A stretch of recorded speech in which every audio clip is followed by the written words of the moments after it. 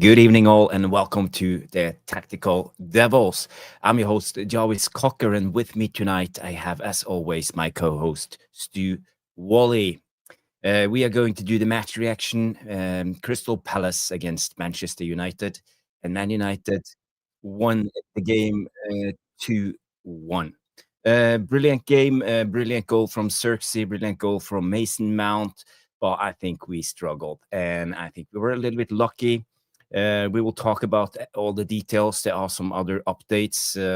Apparently, Diego Leon is going to Nice on loan. There's some other transfer updates.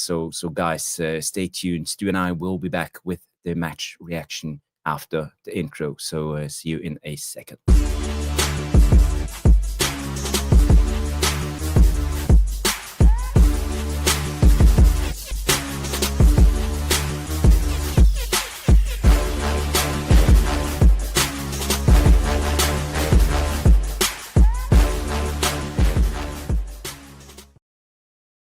Boom, boom, boom, boom. And we are back. The Tactical Devils, the dynamic duo, Jarvis and Stu. Good to see you, Stu. Good to see you. How are you, my friend? Oh, you're on mute, by the way. I thought I'd unmuted myself. No, I'm good. I'm good. I've had a really busy day. Looking forward to the run up to Christmas now. So I've got a couple of weeks left before I finish. I'm going to finish mid-December. I've decided over the weekend. Got my moving in date, so luckily should get the keys this Friday for the new pad. So yeah, all is good. All is good. And City got beat. City just scraped to win yesterday. Yeah, Arsenal have drawn today, so it's Chelsea. Everything's concertinaed up again. I think we're 4 points behind City after today's victory. So and 5 points behind Arsenal again. So yeah, exactly. Things are all in all. And I know we'll go into it. Although we didn't play particularly well today, we still got the 3 points, and that's all that matters. So yeah, looking good. Catherine, I need a shave and a haircut. Yeah, absolutely right. Nah. You're looking good. You're looking like rugged. Yes, I like it. I try to look rugged. Yes. I want to say hi to all of the people tuned in already. I see Tom Porter in the chat. Jamie Wayne, big up Jamie. Jarle Malmin coming in and saying, good win, but I'm off to celebrate Viking winning the Norwegian championship for the first time since 1991. So congratulations to Viking and Jarle Malmin. I think Viking won the game, I think it was 5-1 over Vålerenga, the Oslo team. And Bodø Glimt won their game, I think it was 5-0 or something. But you know they couldn't catch up with Viking, so Viking won it in the end, and my team Tromsø from the north came in third this year's Norwegian Premier League. So that's good. That was the update on the Norwegian Premier League. I want to say hi to Catherine No Nonsense McDade coming in and say we need legs in midfield in January, lads. I agree 100% with you, Catherine McDade. I actually have some clips of the midfield, and I think they stunk up the place in the first half. Kamada and Wharton, they had a brilliant game in that first half, and Bruno and Casemiro, you know, their legs. It's almost like a comedian show sometimes, and you're looking at Bruno, you know, falling around. You know, he's dead tired. His legs are gone. He need a break. You know, I see a clear burnout on the guy. You know, I'm not slating Bruno, but I'm saying I think he needs a break. He can't hold up his standards anymore. And it will be interesting seeing Man United against West Ham on Thursday. If Amorim is going to rotate in on the midfield, I hope that Mainu and maybe Ugarte will have a chance on that team. But we know Amorim when it comes to this. Let's see who else. Stephanie Griffith in the house. Big up Stephanie coming in and say big up Jarvis and Stu and the Devilish Tacticos. We have Das coming in. Big win, but we're just not clicking either. Right. And I think you're right. Das. We have Be Cool coming in. Big up Jarvis and big up Stu. Big up Be Cool. Good to see you. Who else? I am Titanium. Belal is here. Lightning Gamer 24. Big up. Tyrone Williams. Big up. Coming in all the way from the Big Apple, New York. Big up Tyrone. I hope you well. Sean is in the house. Big up, gents. Big up, Sean. Good to see you. Yeah, I just need to scroll. If I forgot your name, I'm so sorry. But, there's so many comments. So thank you all. And Johnny Kermode is in the house. Also all the way from US of A. I think it's Florida. It's Florida. Yeah, Florida. Yes. Guys, let's talk about the game. We saw the game. Man United won it 2-1, I think, against all odds. But I think we had a little bit of an advantage because Crystal Palace played, was it Conference League on Thursday night? Yeah, Thursday. So we could clearly see them dropping off in that second half. But I will also give it to Amorim and the players for stepping up in that second half. And, I think Amorim did a little tweak that actually changed the game. So we will look at that. We will bring up the tactical board. But first of all, I want to hear Stu's reaction to the game. Reaction to the game. Dreadful. It's my reaction to the game. Absolutely dreadful. I thought in the first half in particular, we were played off the park by a rather energetic and revived Crystal Palace. Knew how to play. But I also thought Palace realised that the first half was their best chance of winning the game. I agree with you. I think our advantages in the second half were rather large, although we did concede position and we did concede yards late on. About the last 10 minutes, we were kind of under a lot of pressure by Palace. But I thought Mateta in particular, again, a little fighting man's centre forward, caused us a lot of problems. Yoro, bless him, is having a real torrid time at the moment. He doesn't like power against them. And we've seen that a lot, really, through his young career. I think when Matsari came on, it was a much more better balance and better shape to us. I thought we attacked better, defended better, our positional play and our setup play was much, much better. But there are gaping problems in our team. Ahmad is a gaping problem right now in our team. Dallo is a gaping problem in our team. Bruno's legs, Casemiro's legs, 60 minutes onwards are a gaping problem in our team. Yoro is a gaping problem in our team. And our fixes are small. And this is the problem. Our fixes, I've gone through 5 players there, Jarvis, and our fixes are tiny to be able to and fix them. And I did say to you, and I mentioned it to you on Thursday or Monday, I can't quite remember, but Maguire is a big, big miss for us. Maguire takes care of Mateta by himself, and he knows that. And Mateta knows that. He takes care of the likes of Barry by himself, etc., etc., etc. He's a big, big miss for us in both boxes, irrespective of his pace, irrespective of sometimes of his positional play and the way he delivers and gives away the ball. He is a monumental miss in certain areas of the game. Although I thought Ligt stepped up better today than he did against Everton on Monday. And Luke Shaw was a different player today than he was against Everton on Monday. Yes, I agree. He had a good game today, Luke Shaw. He did, yeah. So the thing for me is a lot of my things won't be popular. Sean doesn't agree with Ahmed.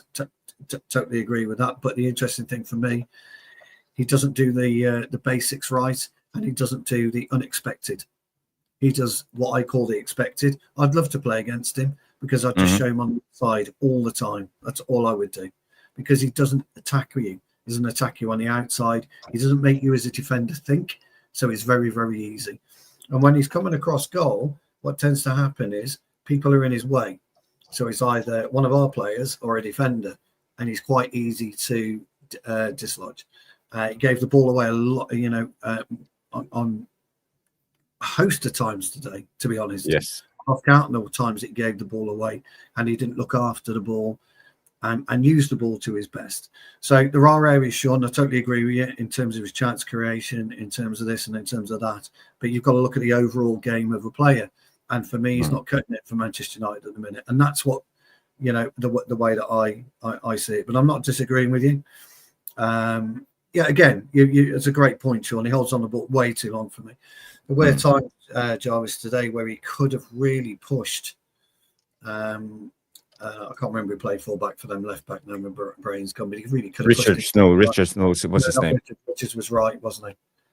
Yeah. But Gehi was on the left side. Left side. Yeah, Gehi. But it's easy for Gehi because he's quite experienced. But I want to see Ahmad not be so predictable. I want to see the unpredictability about it. That's all I'm looking for with him. So I put him in that issue for us at this point in time. But when you look at who came in, Mitchell, thank you, Catherine. No nonsense, Madate, Tariq Mitchell. Yeah, so he played the wing back. The wing back. Yeah. When you look at the players that came in, look at Zirkzee. He's still not there, Zirkzee. I thought he scored an excellent goal today, but he didn't do enough for me up top.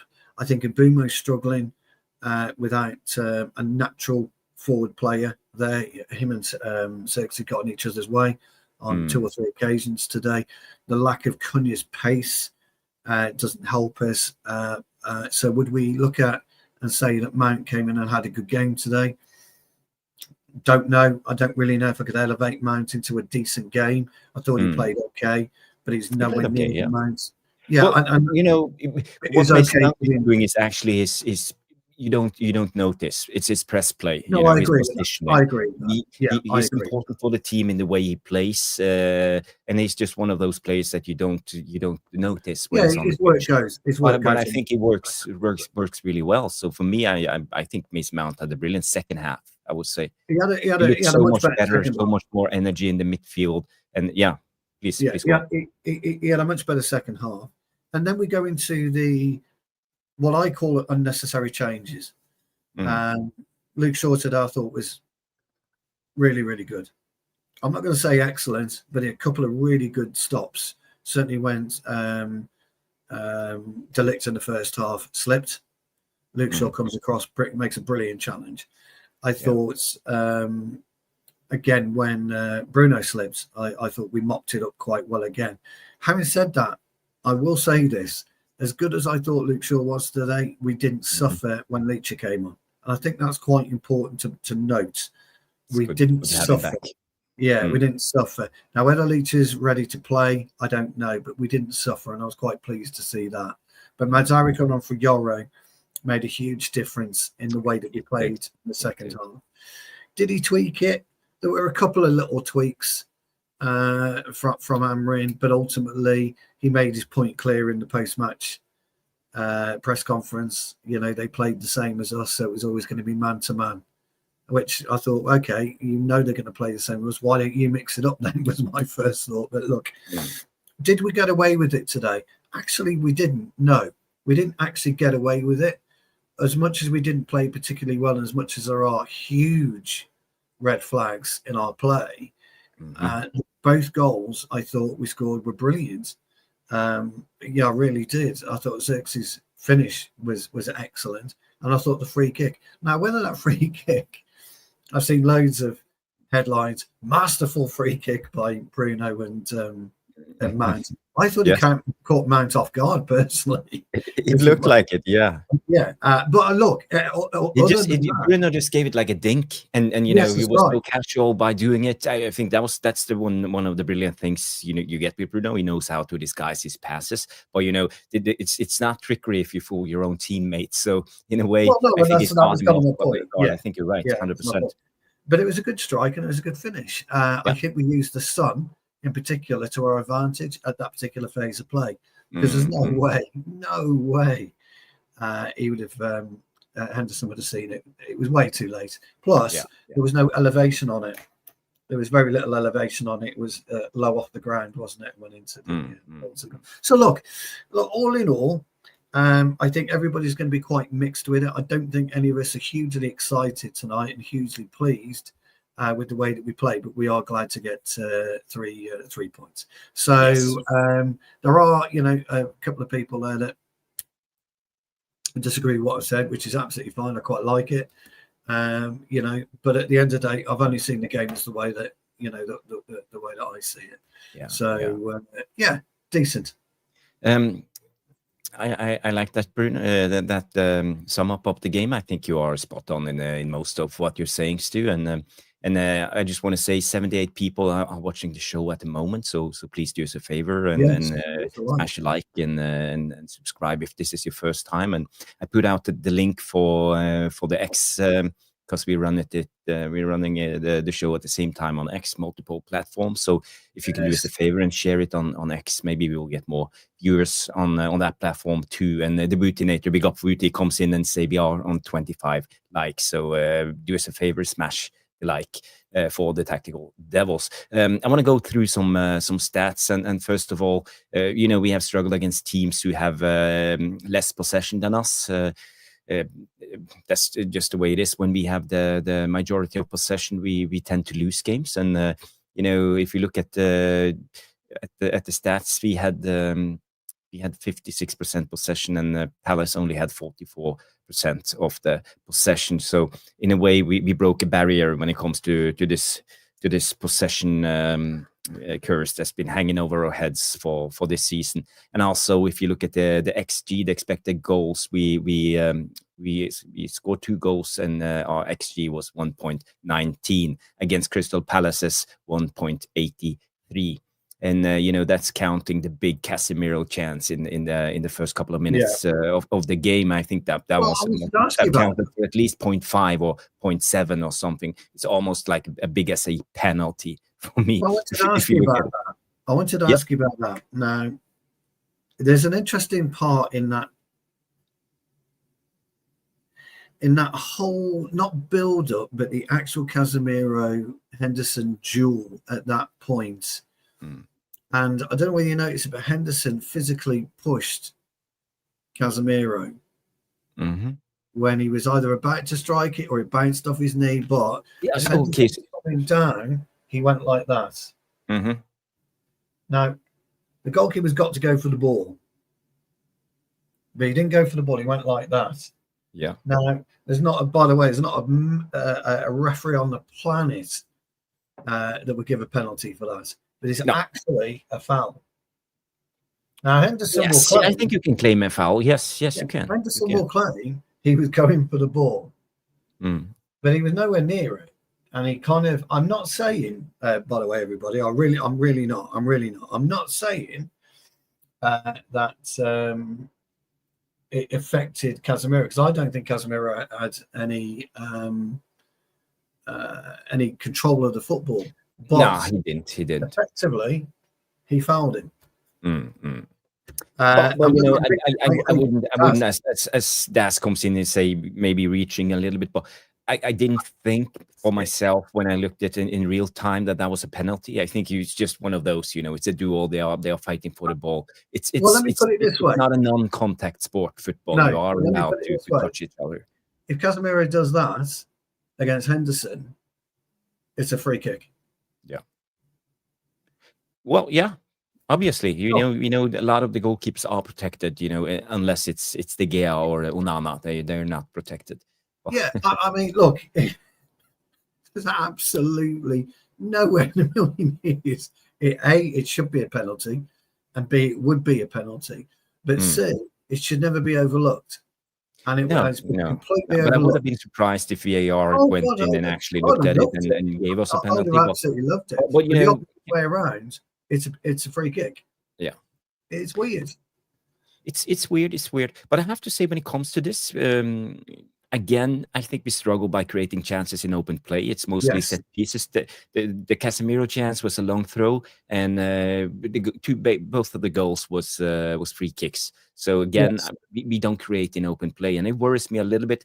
I don't know how we are going to approach it for the rest of the season, but I think it's as good as it gets. Maybe if we get more legs into the midfield, we will be able to play our game. But as long as we don't have the little bit extra players like Cunha on the pitch, because I think we need that special extra little quality for us to be able to create chances in open play. And today we don't have the quality needed in a lot of these situations. You could clearly see, like the centre back Lacroix or what's his name? Lacroix was excellent. Yeah, Lacroix. It was excellent, and he was strong, and he took care of Zirkzee, he took He was care better of than Bruno, he Gay. took care of Mbumo all the time, and just on pure physicality, both, and even Richards, the I thought other Richards was good, but I thought Lacroix yeah, today was their best defender by he far. were He was by miles far the better best than Gay defender, yeah. today. But again, when it comes to good defenders, and they use their physicality, we don't seem to be able to win those duels, because I think the thinking of a game plan is to play up to players who have their back against the goal. And if you are up against strong centre backs, you will struggle, And I think this is one of the things when you look at Amorim and succeeding in Portugal with this system and his tactics. You are up against a different beast in the Premier League. You have stronger defenders. You have Lacroix. You have Richards. You have guys like Anderson at Fulham. You have other big, strong defenders. And I think this is where a little bit of the problem lies. Okay, we bought 2 new number 10s who's good with the ball, to turn with the ball, but still we struggle with this part of our game. Yeah, I thought what was interesting about Lacroix today was he was, I can't believe I'm going to say it, I thought he was streets ahead of Gay.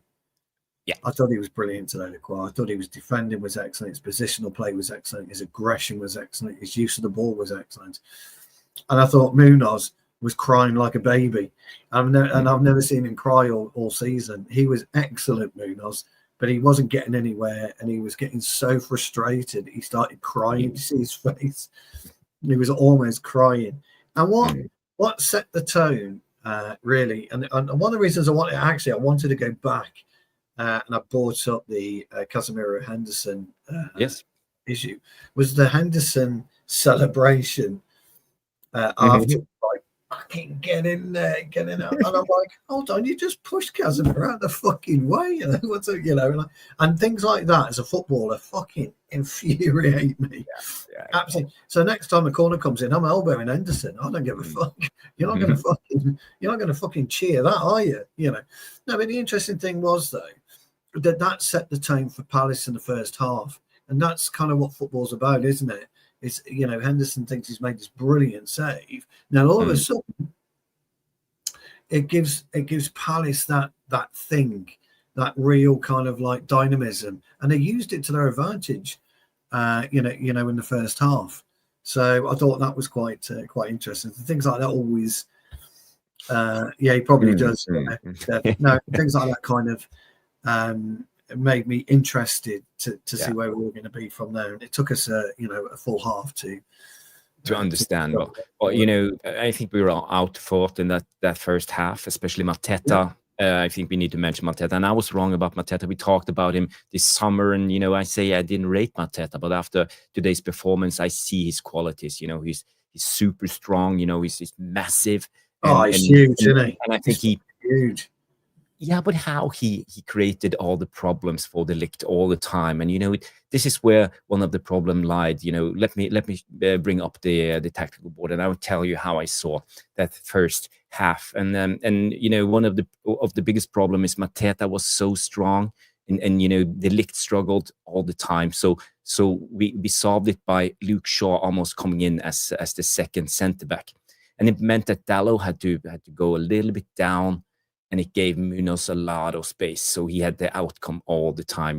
He was their open man because of this, and we couldn't seem to figure it out, in a good way. Bruno and Casemiro struggled because we play in a way with, they play the similar system as we do, the 3-4-2-1, and it meant that we are going man to man all the time. So, yes. In doing this, when you go man to man, like let's say we do it like this. When you go man to man in the pressing, it also means that all our players are always marked. And when we did play, we tried to play, especially on Mbumo a lot of the time. He wasn't strong enough. He tried to go inside. Lacroix always took the ball off him. So that's what I'm trying to say. This is the weakness of the Amorim game plan. Especially when we go against teams that go man to man against us. So, but also the problem with Luke Shaw. He was tucking in to help the Ligt on Mateta, because Mateta was a handful for the Ligt, and he couldn't do it by himself. You know, and then you got this unbalanced left side of ours because of Dalot needed to drop too deep and actually be the fullback in a way. And it gave Munoz a lot of space because Munoz, he covered lot of ground, and every time they were on transitions, because you know what I'm saying, every time we lost the ball, let's say Mbumo lost it to Gehi, Wharton was quick to pass the ball up to Mateta, you know, or Sar or Munoz. So you know this was the thing I was seeing, and you know, in that second half when we walked out on that pitch, you could clearly see right away that he did some changes. He put Bruno higher up the pitch, almost like a second striker, playing behind Zirkzee. And you know, it made one of the two central Kamada was the fall guy. Kamada was the fall guy for he Palace. to drop down, and you know, it basically took Wharton out of the game. And Casemiro, he was shielding. He was much deeper, so he was shielding the Ligt in front of Mateta. So you know, suddenly we were in balance again because we played Casemiro deeper and Bruno higher, and Mbumo and Mount tucked in a little bit.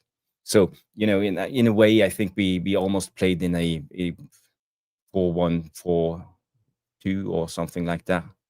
No, well, 3-1-4-2 formation in that second half. We did. I think what was interesting for me first half in particular was our use of the ball from Lamens and part the second half as well. We were really sluggish with it right from the get-go. You know, every time we went Shores, we looked like we were going to lose it, you know, because Mateta is just going to run. Munoz, Sar is going to run in it. Pino is going to run you down the ground. And what you said is actually quite right. You know, when you do go man for man, which is what Amorim was talking about. Yeah, this is where you play into the space. You don't play 2 feet, you play over feet. So you try and get Mbumo and Gay, for example, into a foot race. Well, look, whether Gay's quicker than Mbumo or not, kind of that's not the object of that. The object is to make sure you get out rather than lose the ball. Like you said about Lequois, and then we're back under pressure. So you don't want to see that long-ish ball. But do you remember we did it at Liverpool? We did it, yeah. And we used it to better success, didn't we? By trying to get it over Mbumo rather than dropping to his feet. He's very good though, Mbumo, isn't he? When the ball drops at his feet, and he does have the ability to turn. But you made your point was right. Lequois was expecting it, and so he was able to read it and do it. And this is where I don't like sometimes with Amorim, because he won't mix it up all the time. So he won't make, you know, a little signal from Lamens, like this signal from Lamens. Yes, is, I'm going over you. It's going to go over you. Get on your bike. Or this signal, like that, is it's coming to feet. Something along those lines I'd like to see us do. So your point there was brilliantly made. Your point also about Kamada was great. We shackled him in the second half. Although the danger of that is it allowed Wharton that little extra space. And when he does play in space, he's majestic, isn't he? Yes. But also, Stu, I just want to say when it came to that second half, because you know we squeezed in a little bit with Mbumo and Mount. Yes, it made Richard and Gehi a little bit higher on the pitch. So they played without anyone, you know, covering for Lacroix when he was pushing out. So they looked a little bit dodgy defensively, Crystal Palace, in that second half because of our little formation change. You know, we went from this. With these two up to this, you know, with the 2 number 10s deeper and Bruno as a second striker. So again, I think we got to give it to Amorim for actually seeing what's going on and doing the right things. You know, I've been super critical against Amorim because of his in-game management, and but you know, this time he actually solved the problem and found the solution. So big up to Ruben Amorim for actually doing it. The interesting thing on that was as well, Jarvis, if you saw 60 minutes on in the second half, Glasner was becoming absolutely exasperated. He was having a pop at his set piece coach. He's having a pop at anybody who listened to him. He reminded me of Guardiola when Guardiola doesn't things go his way, and we changed for the first time. And managers had to deal with a Manchester United in-game tweak. Yes. But he didn't know what to do. And the only way he figured it out, I think Mark made a point. They went up to two up top when Nketiah Yeah. came on. But again, Nketiah came on what? 30th, 39th minute, 39th minute. end of first half. Yeah. Yeah, something like that. But that was a little tweak to them. He didn't realise what we'd done, Glasner, actually until 10 minutes to go. And that's when we were under severe pressure for those 10 minutes. I don't know if you recall the change in the play he brought on, what's his name? Or we'll get a booking by putting his shirt on. What's his name? The Palace lad. I like him. Who? Let's have a look. The Palace lads. One of the Lamar. Yeah. Him gets a booking just by smiling at people, doesn't he? Jefferson Lerma. There you go. Oh, he's always going to get a booking. Lerma, yeah. He only makes a difference when he comes on because he's a bit aggressive, isn't he? Yes. However, you're totally right about that. About the little tweak, and it's nice. It's really nice, Jarvis, that we had a good 20, 25 minutes of that tweak, and Glasner doing this because he doesn't know what to do. So Amorim should be thinking to himself, you know what? I am quite smart. I do know what I'm doing. If I just take a risk, if I just take that tiny risk, and then it's multi-layered. In that second half, I think Palace was starting to gas out. The energy from Kamada and Wharton dropped a little bit, and Bruno and Casemiro actually got into the game in a much better place, I would say. But talking about Bruno, I wanna do a little Bruno cameo. We can talk a little bit about Bruno because for me now he looks completely gassed every time he's on the ball. He can hardly stand on his feet, and it worries me. As I said, this is not a Bruno hate thing. It's about, I'm seeing with my eyes that Bruno is struggling right now, and I think the manager should go in and protect him. You could clearly see him at the end of the game holding the back of his tie, and is he having his hamstring? Are we starting to see an injury?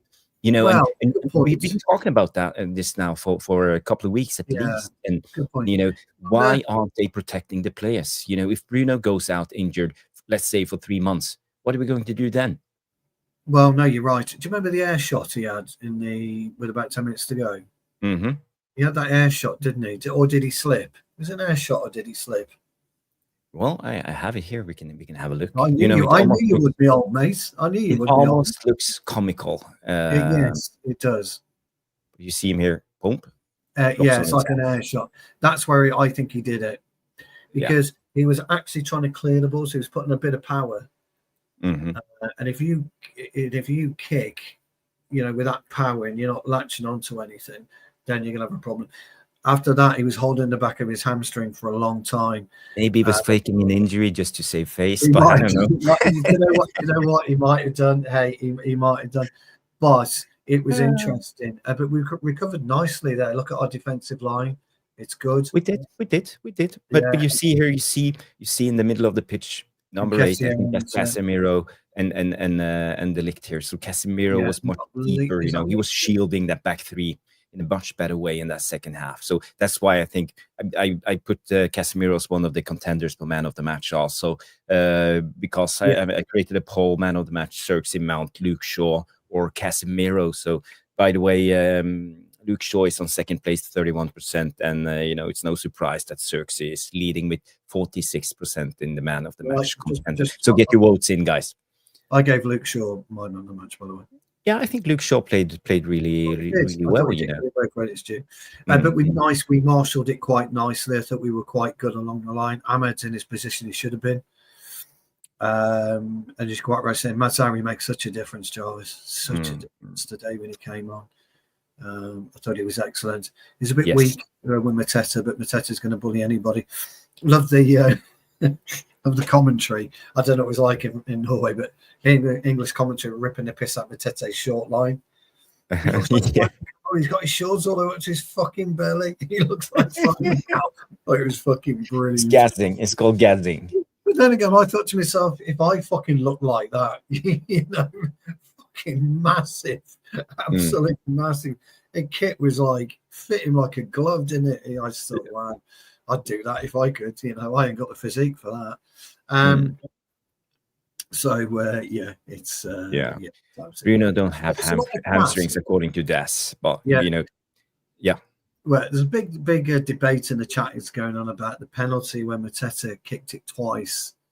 Yes, we will come to the penalty. It's a double touch, and there's new rules from this summer. Actually, if you do a double touch, not on purpose, you will have a retake. And you can say it's a stupid rule. Yes, it is. Why do you get a second chance? He came in clumsy. His standing foot in front of the ball. No wonder he did what he did. So again, I don't know, but it's the new rule, so there's nothing controversial about it in a way. I always think double touch. If you don't have VAR, you don't have a million cameras around. You get a double touch in the 70s, mate. Nobody would know. Wouldn't have a fucking clue. But I thought that was quite interesting. It was the new rules anyway. I knew about the new rules, so I wasn't overly surprised. But two things about it. Lamens goes the opposite way on the double touch. Right. Yes. So Mateta, Lamens thinks, well, I'm going to go that way now. So Mateta goes, whatever, mate. He dies to his left the first penalty. Mateta sticks on the right. Dies to the right in his segment. So, you can't fucking write it, can you? You just cannot write it. And you've got to love Mateta, right? You have to love Mateta because he knew exactly what Lamens was going to do. Fucking, not to be pissing him. I shouldn't find it funny, but I do. I find it, penalties are all about cat and mouse. Yeah, complete cat and mouse. And Mateta knew exactly what Lamens was going to do. I thought it was hilarious. It was, yeah, it was. But fair play to Mateta. But fair play to Mateta, yeah. It wasn't Tyrone and Jamie, and they're all right, by the way. It was hugely clumsy by Mateta, and it shouldn't. To me, I don't think you should retake it on a double thing. If you do a double thing, that's it. It's if you make the wrong throw in, for example, you don't get awarded the throw in. So it's some consistency in the rules. I don't quite understand why. I don't know why somebody even thought to mention that. The chances of you double tapping on a penalty are really, really rare. You don't. You don't do the Jarvis chop by double tapping on your foot, do you, pal? No, you don't. Exactly. You don't. I rest my case. Mateta is very clumsy. Reminds me of Lukaku. Well, I don't see him as clumsy, but sometimes the penalty was clumsy. But Mateta, if he reminds me of anyone, I'm thinking of Dion Dublin back in the days. I think Mateta and Dion Dublin are similar type of players, and remember back in the days we actually bought Dion Dublin. That's a whole nother story, and he broke his leg, and it ended up us buying none other than Eric Cantona. So Eric Cantona. Yes. I love Eric. And Heskey was clumsy. Yes, Heskey was super clumsy. It's the same as Lukaku, but when you are that stature, when you're big, it's you look clumsy sometimes. It's just the way it is. Talking about clumsy, Bruno, I think he had a poor game, as I said. And I want to show you a clip here, Stu, and just want to analyze a little bit of the problems.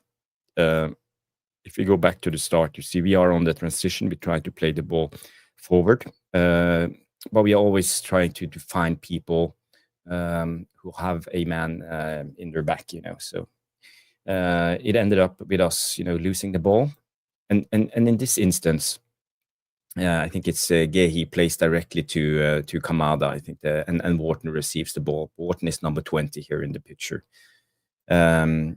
So again, I just want to show it to you one more time, and for me, when you look at Bruno here, it tells me how helpless he is in this midfield. He has no no spider sense, no awareness of the danger of the situation. He just launches in at times, And why should he launch in this situation? We are not in control of the ball. We don't have a chance to win it. It's not quick enough to accelerate into it. That's why I see the burnout. He have heavy legs at the moment. He only have one gear and he's stuck in third gear. All the time. And again, I think we struggle because of a simple thing like this, and it ended up, Palace coming in a big chance and plays the ball out to Mateta. Mateta had a chance to score, but it was a brilliant sliding tackle by Luke Shaw who saved the day. So again, it was amazing. Yeah, Luke Shaw was absolutely brilliant. So again, I see this is one of the problems with us playing Bruno, especially at the moment. He struggles so much. He's 2-3 yards behind all the time, and if you rely on him to be the press player, he comes in, tries to intercept the ball all the time, and he doesn't take into consideration the danger of the situation and what will happen if he loses when he launches in. So again, yes, I think we need to address this and figure out a way. And that second half when he play Bruno higher up, if you see in this clip, Bruno starts low when he he's if you go to the beginning, you see Bruno is here. Yes, Bruno. He's behind Casemiro, and he goes all the way up here to press, and he sells out himself in that situation really easy. Yeah, we talk about a lot, really. Football's about common sense, and football's about being able to understand your own body. Yeah. When to take a breather, when not to take a breather, that type of thing. And I guess Bruno just doesn't consider that, and he just carries on playing at his ultimate level. But it will cost us eventually. Yeah. He will. I don't think he have the burst acceleration needed to be that press player centrally. I think we need more legs. And as we talk about, both Casemiro and Bruno looks really heavy a lot of the time, And big up, Mark. Big up, Mark. Good to see you. I hope you're well. He gives his man of the match to Mason Mount. Yes, Mason Mount had a good game. I think he was underrated in his performance today. Also, when it comes to this, I saw in the beginning of the first half, again, Bruno too slow. It's not quick enough. He don't come into pressure quick enough. And Wharton, he just stood there like serving passes to Mateta all the time. And by the way, in this instance, again. Jamie, lad. Oh, big up, Jamie. Big up. Yes. See you. Again, if you see here, what happened actually here, you see both Diallo and the Ligt, Mateta just look at him, flicks it with his heel, and we're off. And this is what we thought, because players like the Ligt, he understood that Mateta was too strong, so he just goes for the ball. He doesn't go for the man. He doesn't go into his body, try to body check him. And this is what happens, when you meet strong opposition. Look how easily the Ligt gives the ball to Mateta in a situation like this. It's really interesting now, because De Ligt kind of overruns himself, which is unlike De Ligt. So he allowed Mateta the space because he kind of overran himself, which I thought was weird, really. Instead of stopping and trying to put a block area in like that, can't really see it, but like that almost. So you can't surround him, but don't surround him, which I know is daft. So he's got to run into you or run down the line. He kind of goes past him, which allows Mateta to do the little flick and away he goes. And the space he's got just by doing that one little mistake from De Ligt is phenomenal. Look at it. He's running into 10 yards of space. He is. I have another clip I want to show you. It's all about Bruno and his dreadful first half, especially. Again, he drops down to receive the ball, and we know he's not that type of player. He's not a deep lying playmaker as he tries to be. He don't have the press resistance needed, and for me, this tells me how easily Wharton just takes the ball off him. You can see it again. That this is outrageous. You can't play like this. If you can't turn with the ball, play it back to Lammens again. This. Yes, he's not aware.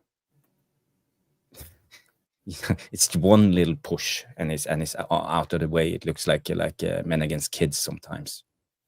Yeah, it's a shame, isn't it? But Wharton's a big, strong boy, isn't he?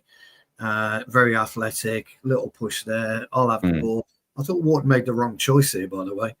Going right rather than sweeping around to the left.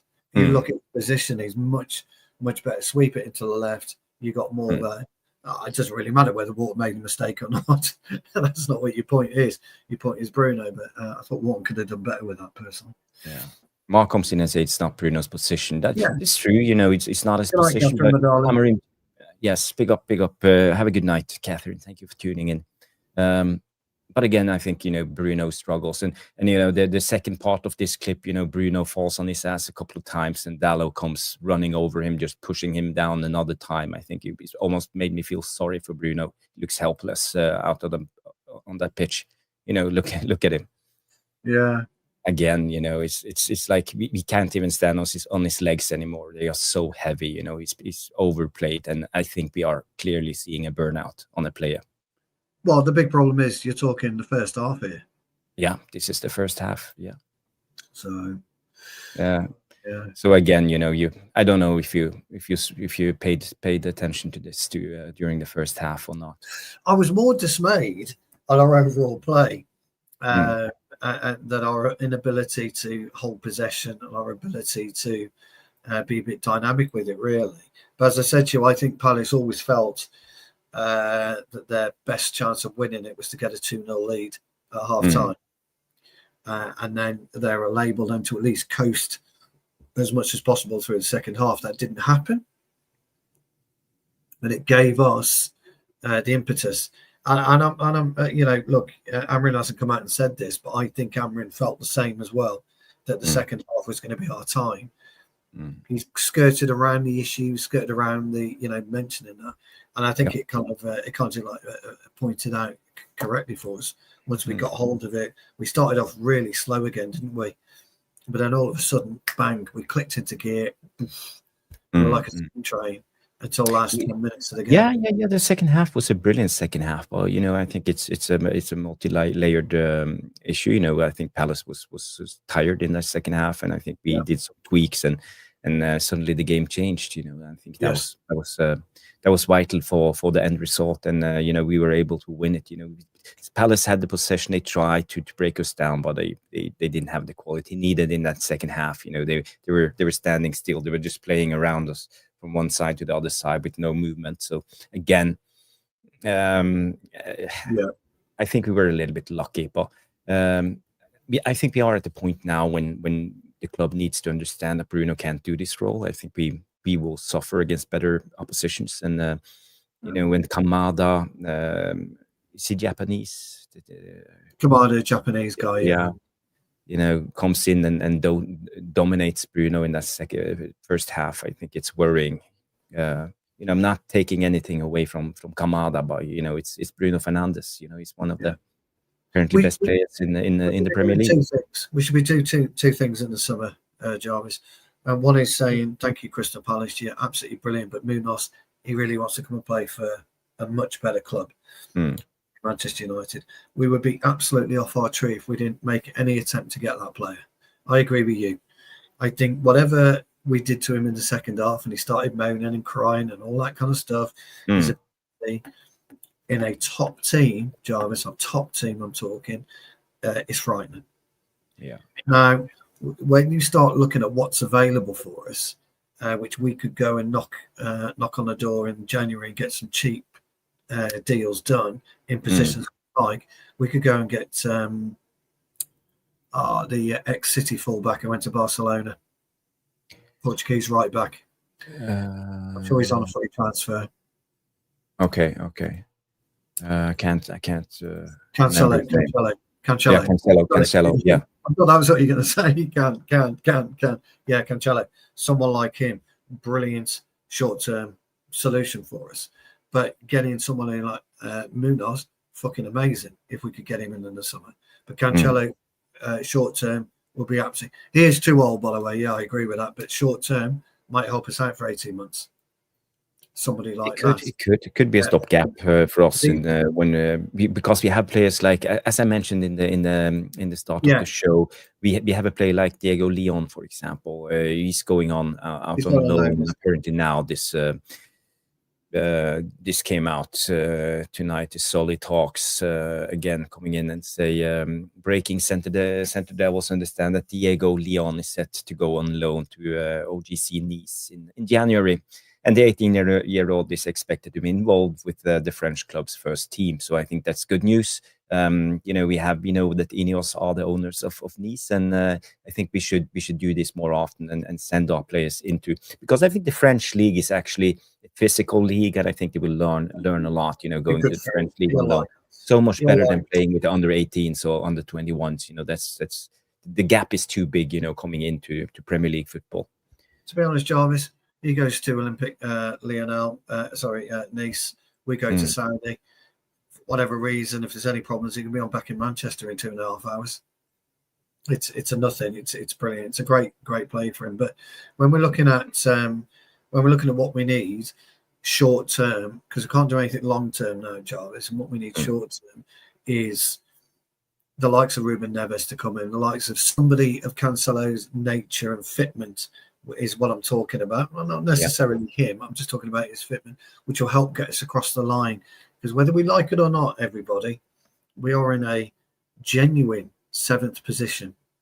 We are genuinely only 4 points behind. Genuinely only 4 points behind City.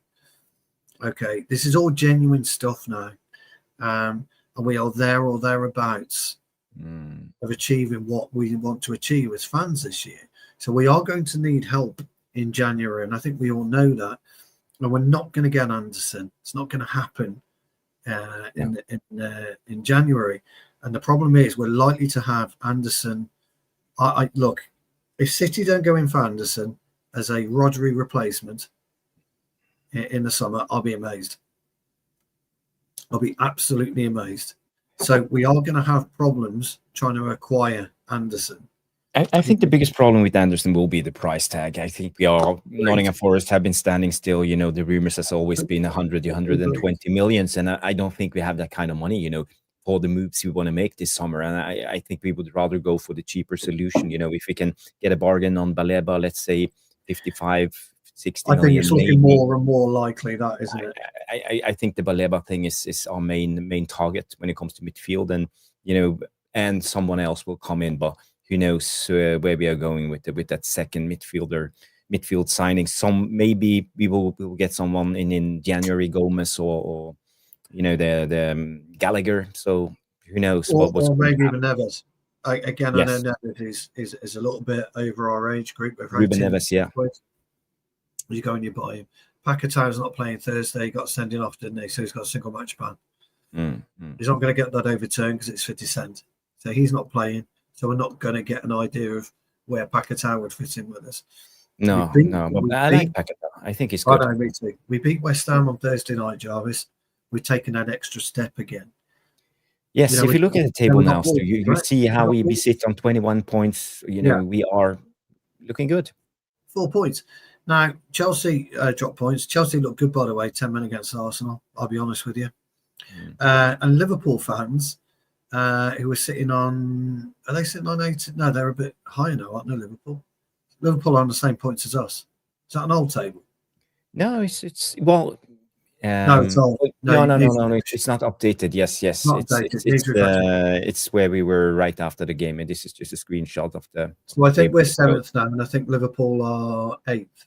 Let me find the actual table. Let's do it like this. This is the updated table. So okay, here we go, Stu. There you go.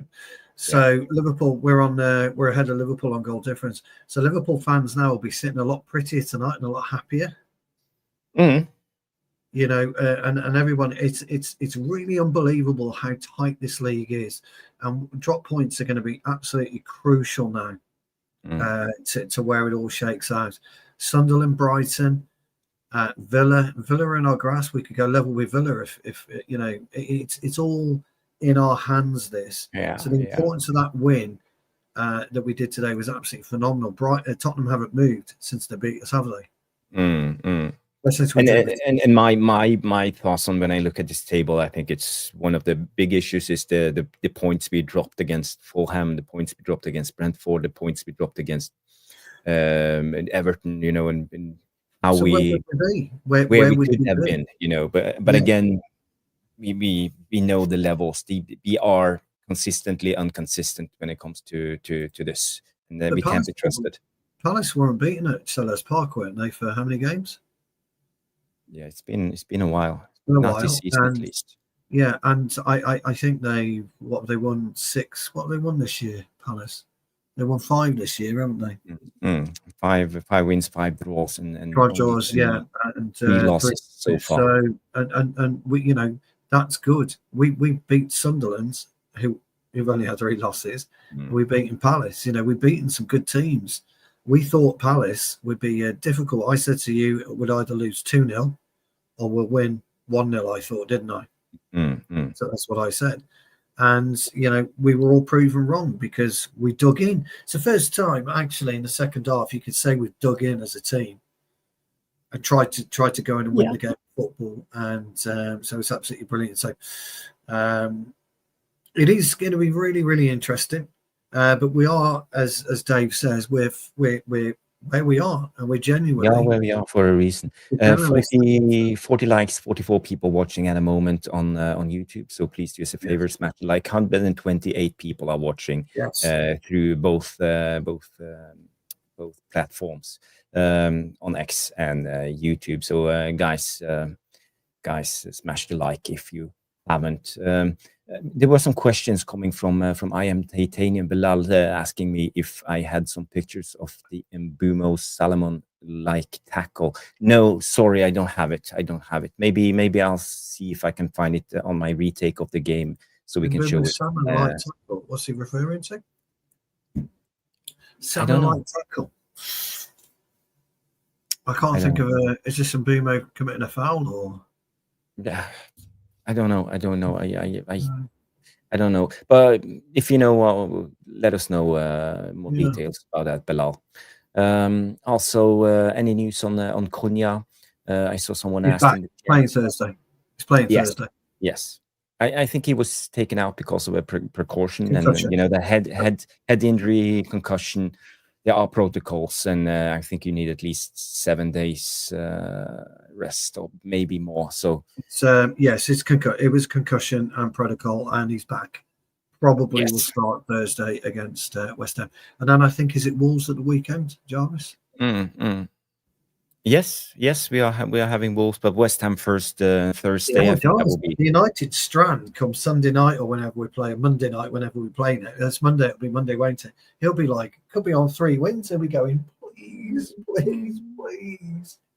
Oh, I'm not taking anything for granted when it comes to this Man United team. We could easily lose against West Ham on Thursday. Well, West Ham didn't look good today, did they? I'm not saying Liverpool looked any better, by the way, but they looked a bit disjointed and a bit argumentative. I think's the way. Tough day for West Ham though. Billy Bonds, he was. I mean, he is as him and Bobby Moore are probably your Dennis Law, Bobby Charlton type legends, Eric Cantona type legends, Roy Keane type legend of your club. So, yeah.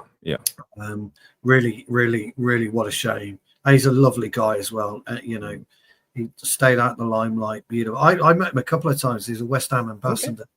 I met him a few times when watching United down in West Ham in the 90s and 2000s, and he would sometimes be in the club shop, and sometimes they'll sign or used to sign programs, in the club shop. So, okay. We have a couple of questions. First of all, this comes in from Ed coming in and say, what do you guys think of Ahmad so far this season? And I think Ahmad, as long as he plays him in the wing back position, I think Ahmad is good. I think he had a decent game today. Well, I don't see Ahmad as a number 10. I don't think he's strong enough. And defensively, it is what it is. Defending the back post will always be an issue in this Amorim system for him playing the right wing back.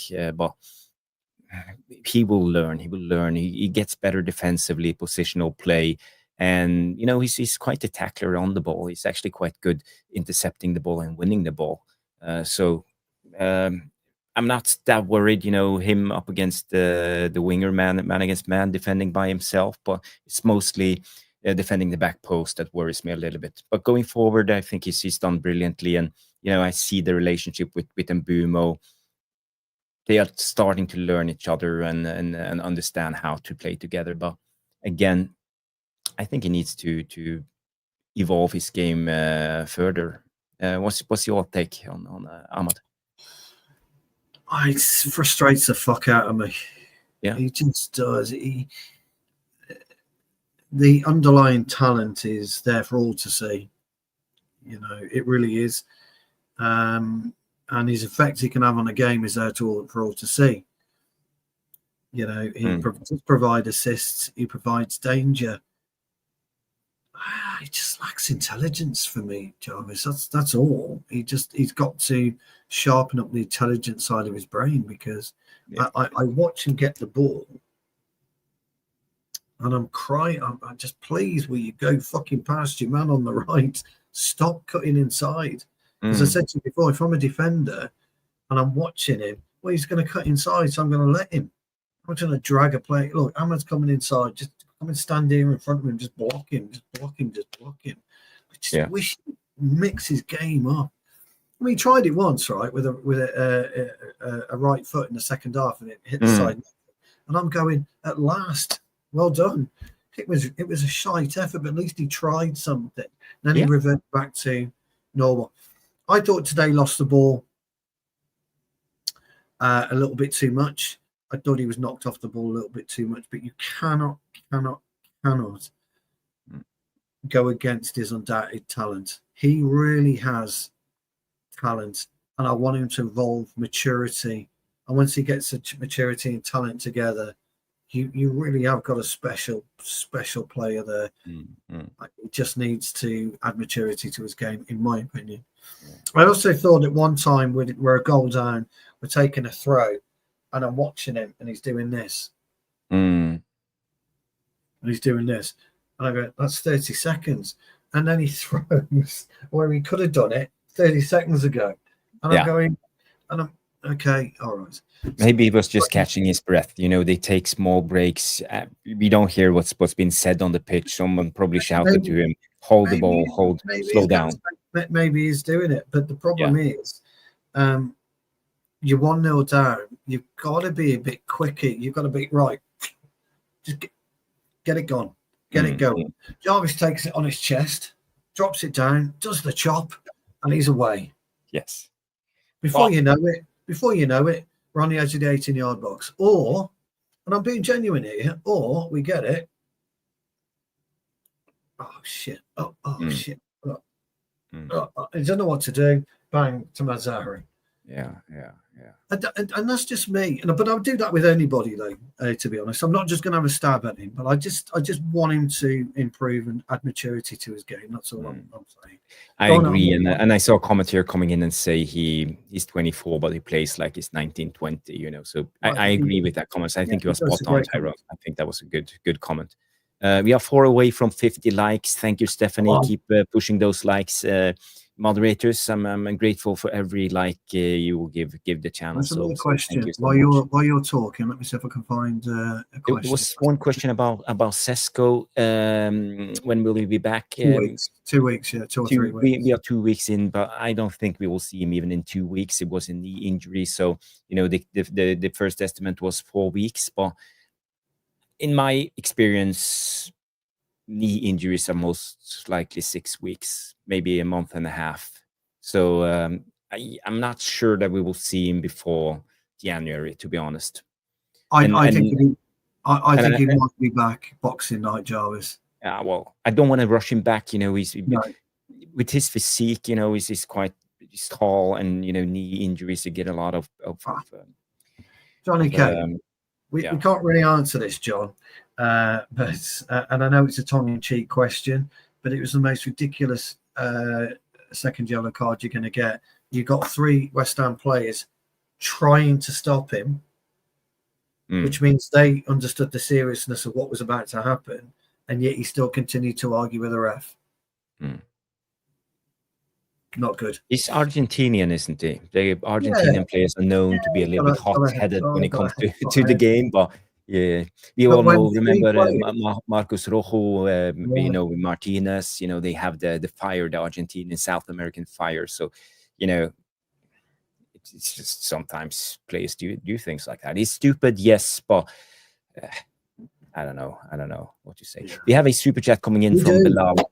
Thank you so much. I am Titanium. Let me play the super chat jingle. Stu, you get out the drums.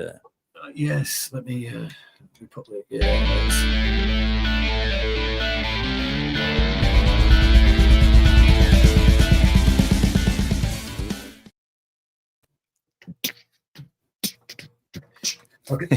hopefully I'll get some new drumsticks at Christmas, and I might bring the new drumsticks. Yeah, you should bring the drumsticks. Yeah, show them some moves.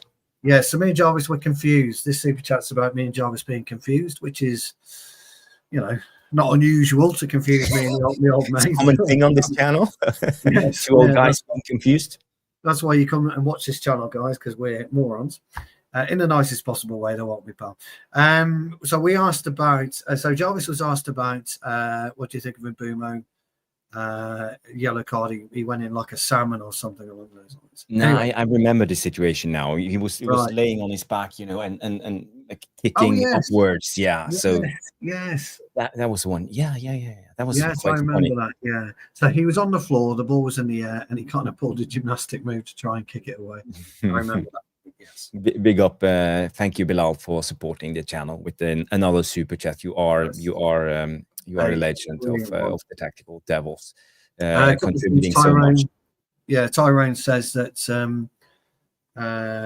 Anderson's more like an 8, which he is, and they'll probably go for Wharton City to replace Rodri. I definitely think they're going to try and replace Rodri. I think Wharton actually had a good game today, especially that first half. You could see his qualities. You know, he finds the ball, finds the man with brilliant passes. He's good on the ball, and you know, he's good in pressing. So again, I wouldn't mind, you know, signing a player like Wharton. But as you said, maybe he will be City bound. You know, I think he will suit that City system better. There's going to be some big midfield changes in the summer. Big midfield changes. Because I think City's problem at the moment, they can't control games. When they don't have Rodri, you know, they get one-dimensional. They scored 3 goals against Leeds, yes, and they won the game by an inch, you know, at the end of the game. But I don't think City looks really good. I think they struggle a little bit by controlling games, and they need more ball players, especially. City are problematic. Yeah, they're very problematic at the moment.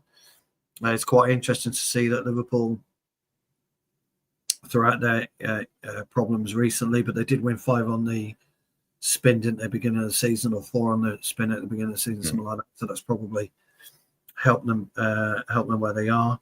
It's quite interesting, the league, and it's quite interesting to see what will happen, who will go where and when in the summer. But there's going to be some big moves midfield wise in the summer. I wouldn't be surprised if Newcastle are getting a bit nervous about Mr. Tonali.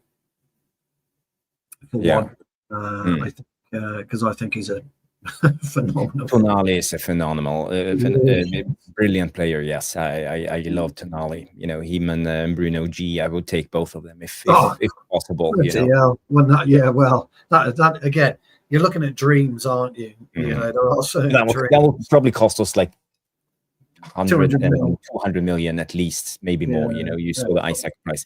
Newcastle is not in the market for selling players. They want to be better. You know, he got his goal, didn't he, today, Isaac? They will fight tooth and nail. Yeah, he got his goal. Yeah, I think that's starting to maybe he's getting into shape now. So yeah. Like I say, Jarvis, you know, he's had a really bad start to the season, but I still maintain he's that one player if you ever get a sniff at. You try and blow your nose on him. Try and take it. Agree. Tonali is worth, I think, maybe more than 100 Just million. A quick one here. He's mentioned this a couple of times, Barkman. On three at the back, I feel there are big gaps on the sides, as though the centre back is alone, which are taken as goals we can see from cutting it. Yeah, so Jarvis mentioned this actually on Thursday when we were discussing the way that we felt Palace would attack us, particularly Sarr and particularly Pino. We thought they were cutting. Look, three at the back only works when you've got two exceptional wing backs that can get up and down the pitch. You can go effectively. A three at the back should be a five at the back when we're when we're defending. That's how it should go. It's like a smiling U, really. That's how a three at the back should be.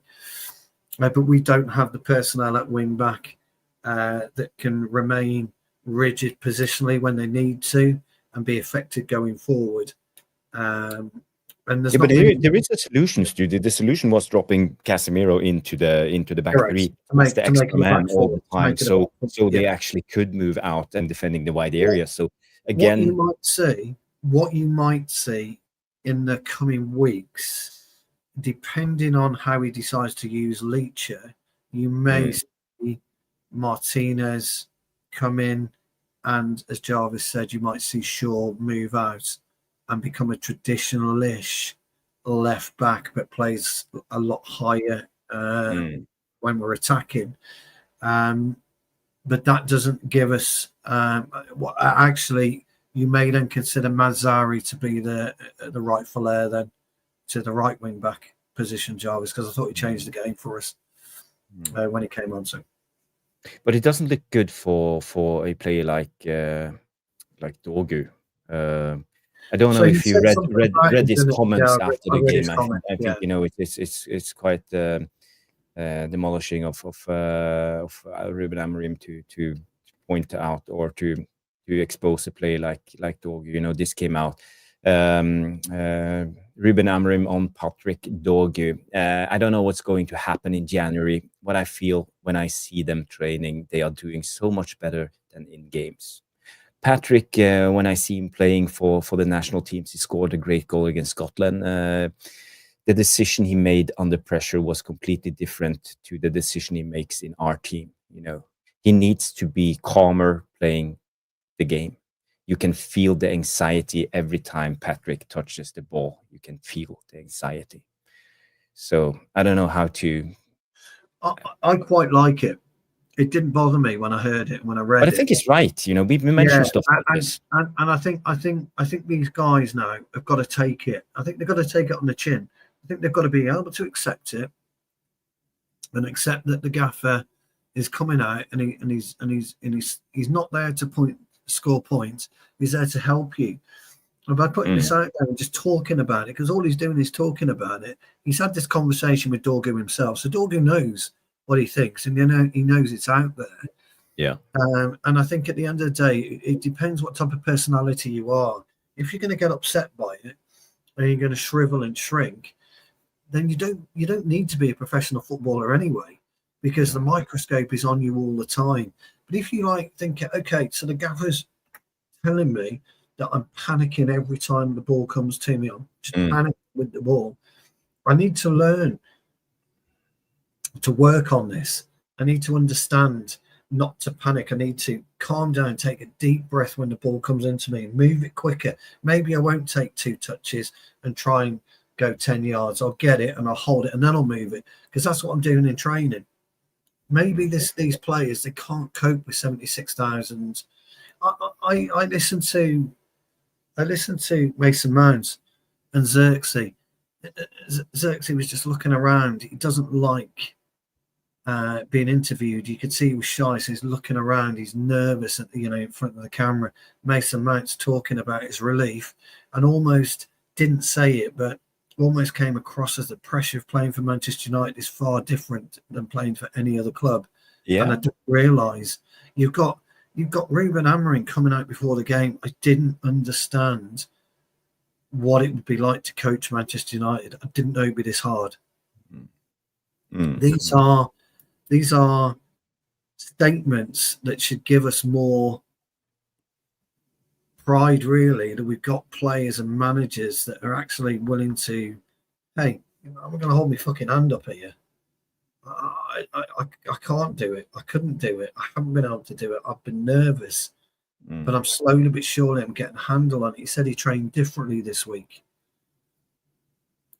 because we fell apart in the second half against Everton. And it's little tiny things like this that doesn't change overnight everybody's opinion, but it enables you to maybe have a better insight into what is going on.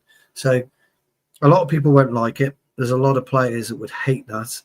I'm hoping Dorgu takes it on the chin, really.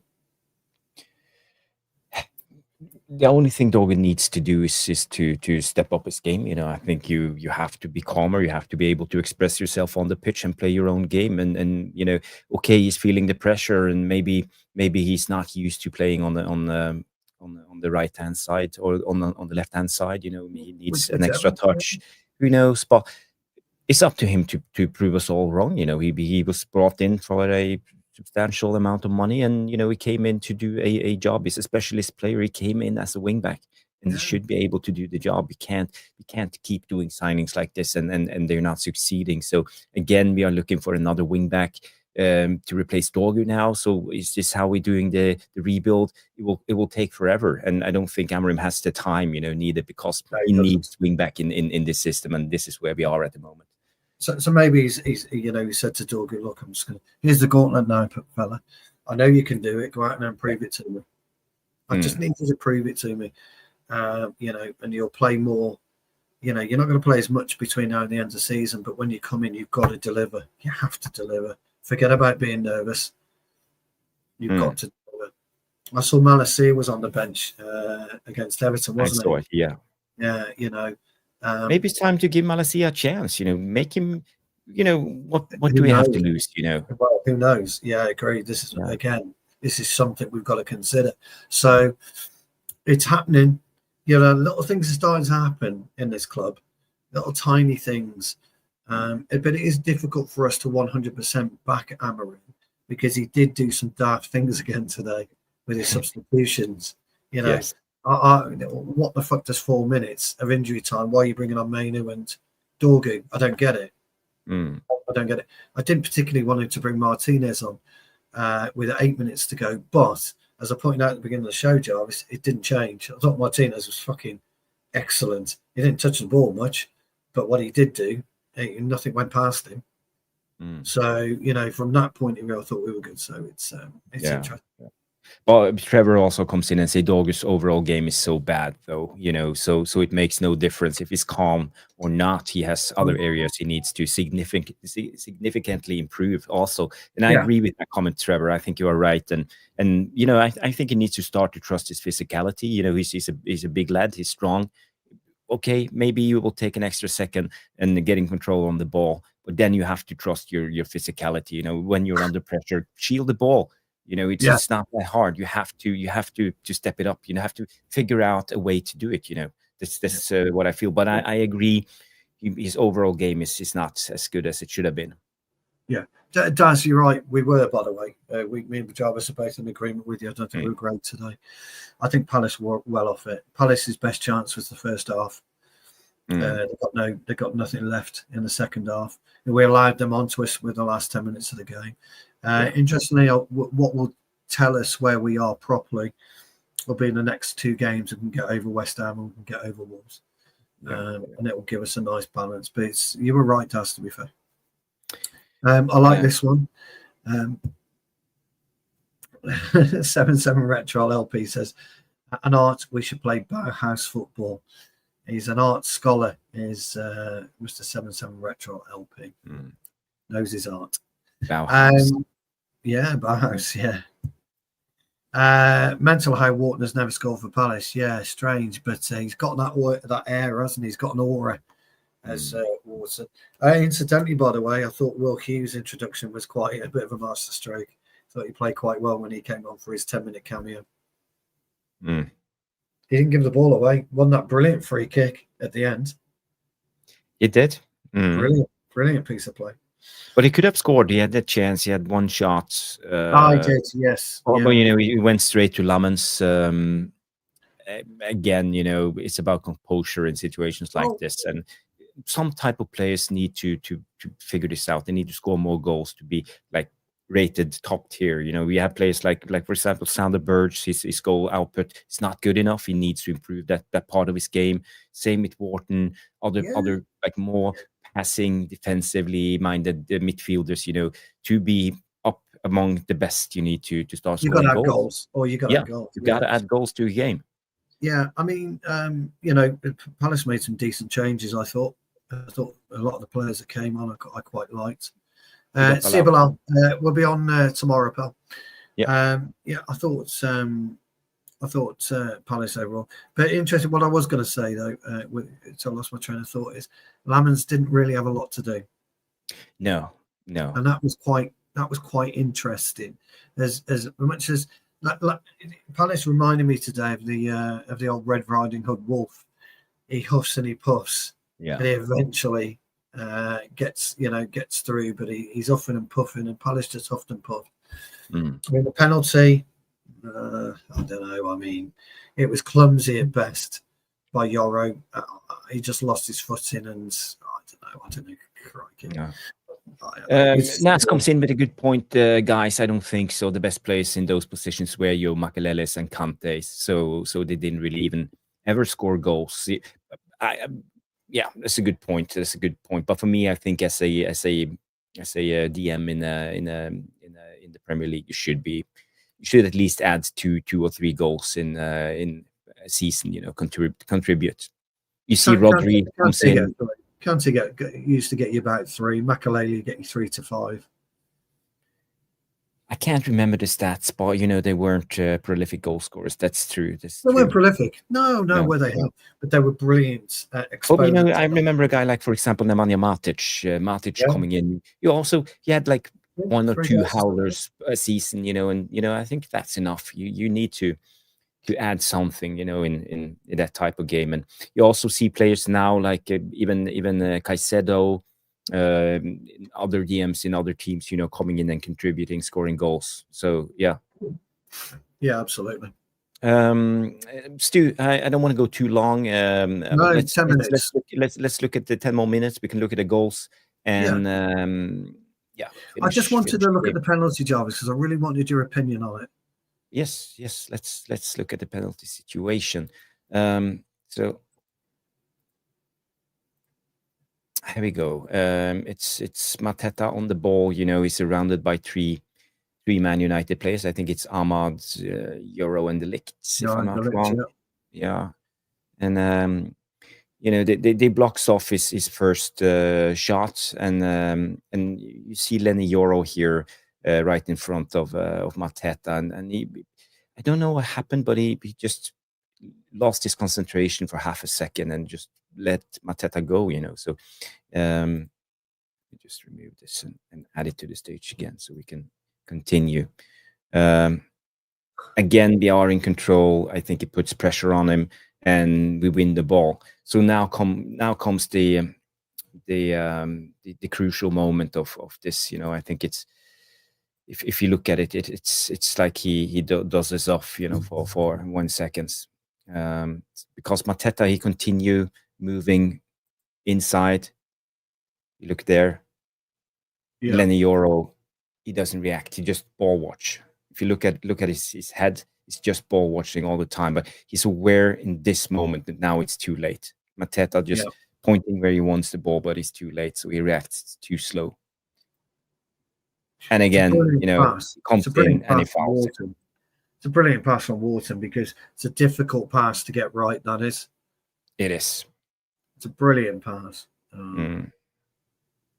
But also Mason Mount's a little bit too slow in the press play. I thought he was too slow. Yeah.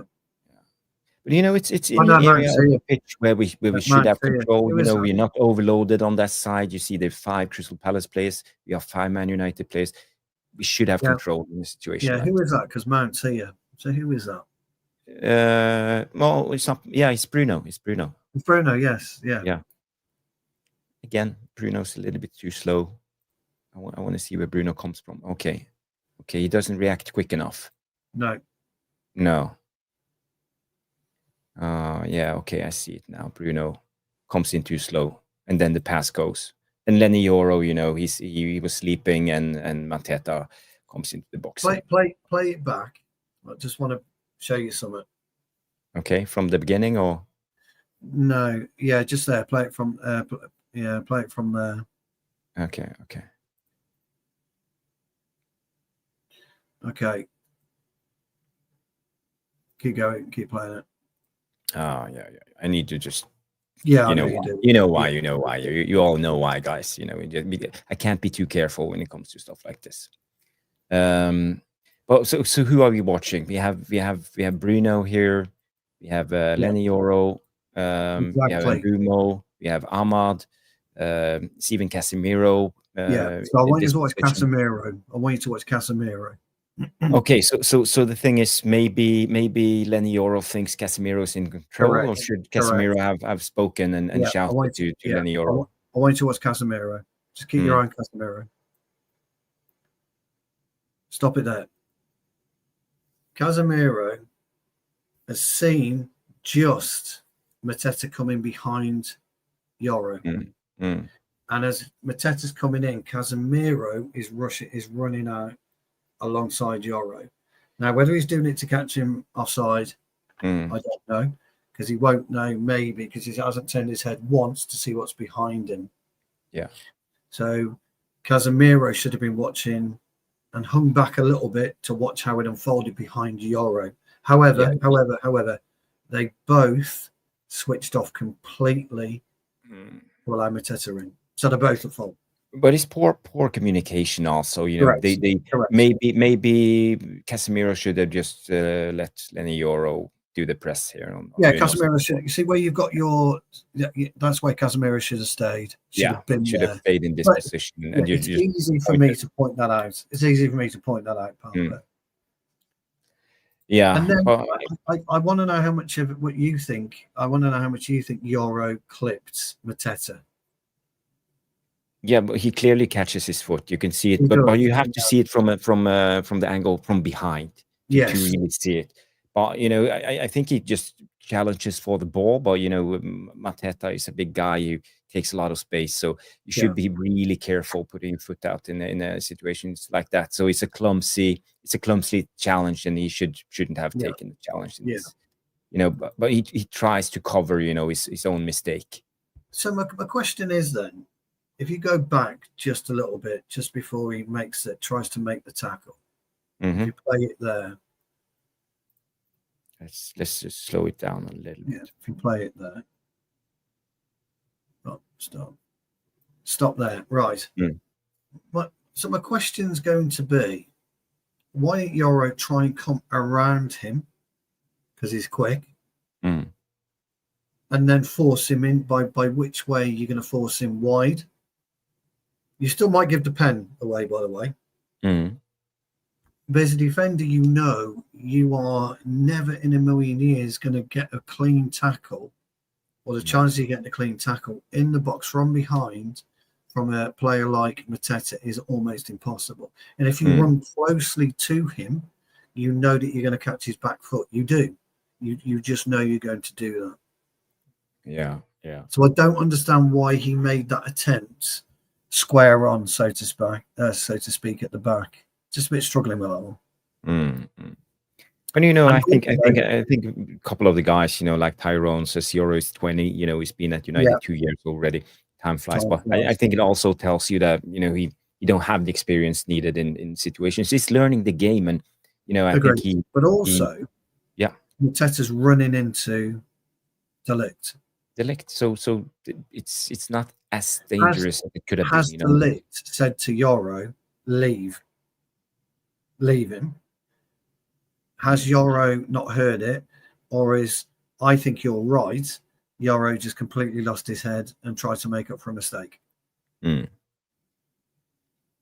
Yeah. I just wanted to raise that point about. I noticed Casemiro when it was live, but I wanted to see it again, and I wanted to see why Yoro was behind him rather than to the side of him. It's poor by everybody concerned, including Ligt. Yeah, but if you have to play, if you are playing as a centre back, you can't ball watch. You have to be concentrated on your line. You have to be concentrated on your man. and this is schoolboy defending in a way. He sleeps for half a second, and that's enough. And I also said Lenny Yoro in the build up. Lenny Yoro shouldn't played in this game. He should have started Masraoui, and I think Masraoui came on in that second half. I think it was brilliant. I think completely different game. he did a fantastic job. I don't know if you remember the situation where he shielded and actually got a free kick because Mateta was all over him. But how he used his body, Masraoui, he's a lightweight compared to Mateta. But if you use your body in the right way, it doesn't matter how strong you are. The box jars. Yeah, I remember it now. Mateta tried to go through too, which I loved, by the way. But it was brilliant. Get out of the fucking way. Absolutely fucking great stuff. But Mateta got in front of him. That's what I was saying. When you look at it from the roles reversed, Jarvis, Mateta's got in front of Yoro, and he knows as soon as I'm like directly in front of him, if I get touched, I'm down. So anyway, I just wanted to mention I thought Casemiro was equally culpable. Maybe not equally, but he's culpable in my mind. But I think you raise a fair point, Stu. I'm a defender, Jarvis. He's equally culpable. Because if I was on that pitch, fucking hell, Casemiro, I would have been blaming Casemiro. Although I know it was my fault, I'd have been blaming Casemiro. Or again, it all starts from that brilliant Wharton pass. I think he finds Mateta in a brilliant way. So but it wasn't like we weren't warned. We saw this pass from Wharton to Mateta all the time in the first half. They have like a brilliant link. And how he found Mateta all the time, and we needed to stop him. And again, I'm pointing out a little bit on Bruno not being quick enough to push up in that situation again. And we suffer because of this so many times again and again. And Dave comes in and say Yoro obviously struggling to live up to Jarvis, comparing him to Maldini again. Okay, guys, I know. Well done, Dave. Well, I will never hear the end of this. I will never hear the end of this. So they've got long memories, haven't they? It's like they still bring up Garrincha, don't they? The Devilish Tactigo. So my boss thought I was like Garrincha. Yes, I was Garrincha back in the days, according to my coach. Question: what's your thought on the retake penalty? Should it have been retaken or not? I know the rules changed, but in my eyes, it could have been freed out like a foul throw. So yeah, we mentioned this in the beginning of the show. Stu, you will care to give Trev a quick recap on your take on the retake? Trev, unfortunately, as much as I agree with you, pal, I am Franco Baresi. I taught him everything he knows. He still comes over now to watch the master in action, and I just say, Franco, come on, you got to let it go, pal. You got to let it go. No. Unfortunately, the rules are, as much as you are right.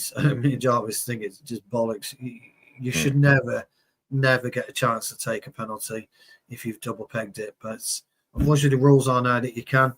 The funny thing for me, Trev, what I thought about it was that Mateta scores with Lamens going to his left, and so when he takes it, Lamens thought he's going to go to the right, and Mateta puts it to his left. I just thought it was hilarious. But no, it unfortunately, Trev, as much as I agree with you, it is what it is. It is what it is. And Stephanie comes in and says, "Stu is Mancini, not Maldini." Yes, Mancini. Yes. Fun fact from Johnny K comes in and says, "We have beaten the world champion Chelsea, Premier League champions Liverpool, and the FA Cup winner Crystal Palace. Big up to the balloon poppers, Manchester." Only Johnny K would know that, wouldn't he? Only JK would know that. I like big that. Up Johnny K. Big up.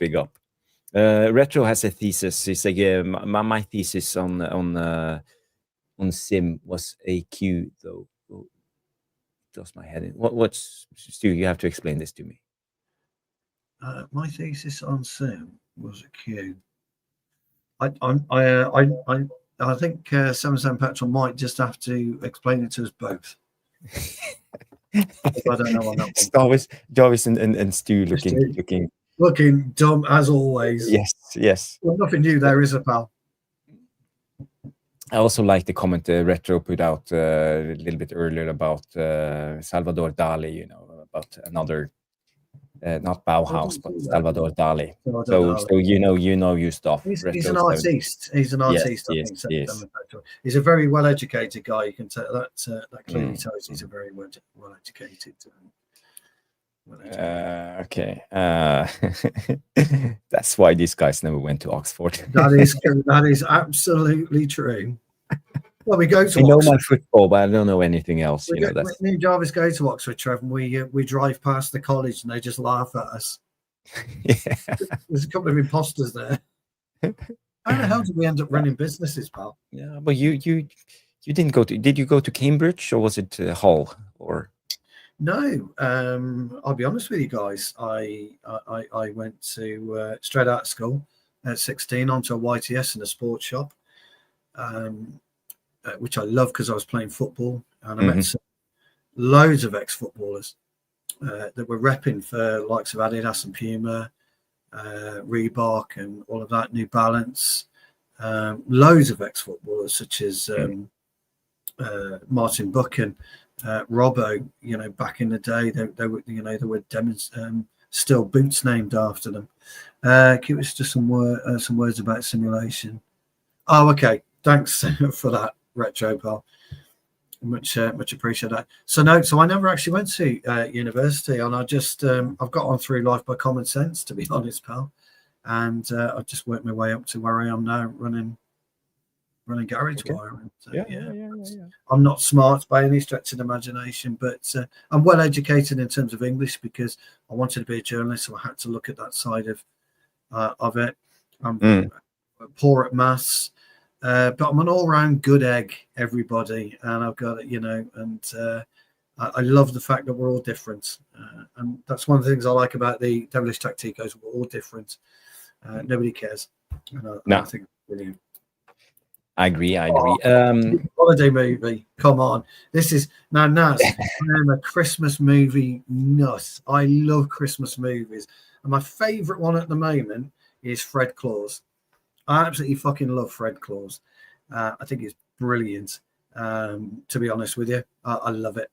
Most people would say Die Hard. I love Die Hard too, obviously, because it's Christmas themed as well, in the snow. I love Daddy's Home too, but my favourite holiday film right now is Fred Claus, with a good nod to Christmas with the Clumps. Yes, which I think is absolutely fucking. That's a brilliant movie. But for me, I have two, and National Lampoon's Christmas Vacation. I love that. I love Chevy Chase. I think that's one of the best Christmas movies. And I also have another. My favorite, my number one is actually. What's the name of it? Eddie Murphy, changing roles, no changing. Eddie Murphy, Dan Aykroyd. Yeah. Dan Aykroyd, yeah, I know. Yeah. They changed. So Eddie Murphy was on the streets and becomes the stockbroker. Yeah. Is that the name of the movie? Change. It's not changing roles, is it? Something I know. What you know exactly which one you mean, but I can't. Somebody in the Trading Places. There you go. Now Trading Places. Trading Places. Yes. Now, Dave. If you like John Candy, which everybody loved John Candy, that is such a brilliant film as well. Yeah, absolutely. Trevor's been very, very kind to us. Thank you, Trev. Running a business is no mean feat, in fairness. I take my hat to you both. A pair of successful businessmen, spectacular achievement. Thank you so much for that, Trev. Thank you, Trev. Thank you. Yeah, I mean, Jarvis, coincidentally, are in the same industry. Yes. I'm a media mogul in the same industry, but Jarvis is, sells tires and, car accessories, shop and, and I work with all of that. Yeah. So I work with all the suppliers that provide to Jarvis. But Jarvis, as we said before, is a TV. Well, his business has been on the Grand Tour. So there you go. On the Grand Tour, and all the guys, May and Clarkson and Hammond. Yeah. So the guys, you stayed out, didn't you? You stayed out in your office, didn't you, across the way? Yeah. They are brilliant, But they were shooting a movie, so they came into my place, and that was a funny part. So, Mass big up, goes big on up. about funny. It feels like you want to start a fight at a party. You ask whether Die Hard is a Christmas movie. Yeah, I know. Let's have a look. Wouldn't you? Oh God, here we go. Yes, okay. Trev, disgraceful. 77 Petrol says football is an art, as Cantona. Synchronized instincts and movements touches whoa football. Absolutely. I think you're right. Agree with that. Retro 77 is coming in deep tonight. We Big up, digress. We've got 2 more goals to go, yeah, haven't we? Yes, I have it lined up here. So now for the main attraction, the Josh Zirkzee goal. It's on a free kick from Bruno. You don't see Bruno. I need to crop in the picture a little bit, but you see Zirkzee here in the picture, and I think he makes a brilliant movement. He drags himself first out and then runs into the channel. So I think again, I like players doing movement like this, taking initiatives and reading the game quite well. And you have to be able to separate from your man in a situation like this, and it's tight as hell. So a good movement from Zirkzee. And the way he takes down the ball on his chest and boom, second touch in the goal. So I think that's a brilliant goal. It's almost like a Rude-esque. Yeah, it's movement's the key to that goal because the Palace defenders, and if I'm a centre half, by the way, Jarvis, I'm expecting a deep cross. I'm not expecting a narrow cross, and that's what makes the movement. Zirkzee's movement makes Bruno's mind up for him, and he dropped it in perfectly to him. The strike, I think it's a brilliant finish. There's a lot of conjectures to say whether he meant it or not, or whether it was a cross come shot. I think he meant it. The bend on it was perfect. Yeah. If you look at it from behind, the swaz on it was perfect. I'm going to give him the benefit of the doubt and say he meant it. In which case, fantastic. Hats off to you, kid, because that is one hell of a finish. Now, look, if flummoxed the hell out of Henderson, the hell out of it. The other thing about it is, if it was a cross, the chances of that going in are still very, very high off the opposition player. It's just a brilliant piece of play by Zirkzee. You can't. But again, Henderson. I'm going to doff my cap to you. The angle on that goal. I think it was past him. If it was Lammens, I would have expected him to save it. To be honest, I think it was. I think it was too much power on it, pal. I'm going to give it as a great goal. That's off to him, eh? The kid's often puffed. He's not covered himself in glory while playing for Manchester United, but he scored a couple of really sensational goals, and that one is good as it gets for me. So I'm going to give it. Brilliant goal. And what I like about this goal is, first of all, Zirkzee's movement, and then you see it with Zirkzee all the time. This is one of his strong parts of the game. His timing. He controls it. He looks slow at many times, but he's timing on the ball. He have one thought in mind, and that is to control the ball first. Yes, he lets it bounce one time, and then he gets in position, and then boom, he strikes. So again, his timing on the ball. I think the timing is one of the best. So we can look at it from another angle. You see here how he places himself really offside. Deep, offside. And I think that's one of the keys, and he makes the run, like inside, and then so again, his movement. I think that was one of the main parts to get onside, and you can clearly see here Munoz. We're all onside. Plays them all on. Plays us all on. Every single one of us is onside. So again, I think it's a poor line from Palace. I don't think Glasner is very happy about this. How to defend? No, he wasn't. Glasner was fuming. Yeah. Okay, so let me just play the rest. So he takes it on the chest, let it bounce, and boom, he scores.